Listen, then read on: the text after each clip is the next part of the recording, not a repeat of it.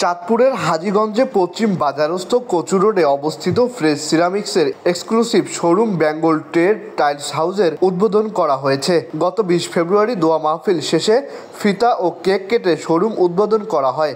উদ্বোধন করেন ফ্রেশ সিরামিকের chief operating officer AKM Ziaul ইসলাম।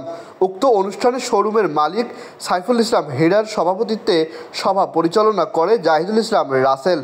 অনুষ্ঠানে বিশেষ অতিথি হিসেবে উপস্থিত ছিলেন ফ্রেশ সিরামিকের general manager Iftekhar Alam, deputy manager Mostafizur Rahman, senior executive officer Asgar Hossain, assistant manager Tanvir সুলতান।